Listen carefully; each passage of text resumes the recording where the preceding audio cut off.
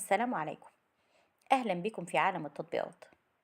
لو أنت مهتم بالجديد والمفيد في عالم التطبيقات، تقدر دلوقتي تشترك في القناة وتفعل الجرس علشان يوصلك مننا كل يوم جديد ومفيد في عالم التطبيقات، ونقدر نشرح لك كل التطبيقات اللي تهمك في حياتك، سواء كانت تطبيقات محلية أو تطبيقات عالمية، زي تطبيقات العقارات، تطبيقات السيارات، التطبيقات اللي بتسرق بياناتك وبتستنزف حساباتك، وكمان تطبيقات التعارف. النهاردة هنتكلم عن تطبيق براكتيكا. التطبيق ده هيمكنك بأن انت تتعلم وتتحدث اللغة الإنجليزية مع أفاتارات الذكاء الاصطناعي.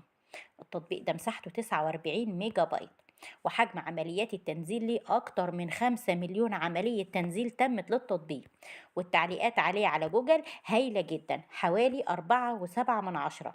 دلوقتي هتقدر تلعب وتتعلم اللغة الإنجليزية مع أفاتارات الذكاء الاصطناعي الذكية جدا. دلوقتي خطة دراسية ممتازة وتجربة لغوية ممتعة هتعمل الأفاتارات دي عمل مدرسين اللغة الإنجليزية والمتحدثين الأصليين، وده هيمنحك نتائج فورية وإرشادات شخصية عشان ترفع مهارتك في اللغة الإنجليزية.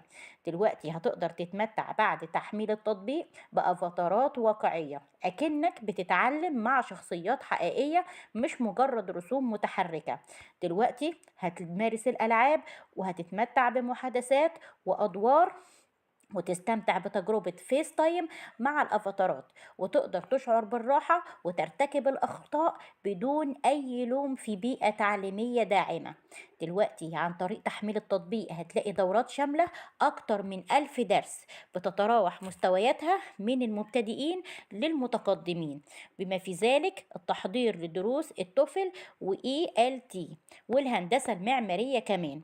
تقدر دلوقتي تتعرف على أفاتارات ذكاء اصطناعي هايلة جدا وممتازين جدا، وهيمارسوا دور المدرس الخصوصي بتاعك، وتقدر تتعلم معاهم اللغة الإنجليزية بطريقة سهلة وبسيطة وممتعة. أتمنى أكون وصلت التطبيق ده بشكل سهل وبسيط، ويا ريت بعد تحميل التطبيق كل واحد يقول رأيه في التعليقات، سواء كانت تعليقات إيجابية أو تعليقات سلبية. ولو أنت شفت الفيديو ده بعد فترة ولقيت فيه أي تجديد أو تعديل أو تحديث تم للتطبيق، يا ريت تبلغنا بيه علشان نقدر نعمل لك فيديو بالتعديل والتحديث الجديد ونوصله لك بشكل أسهل وأسرع وأفضل.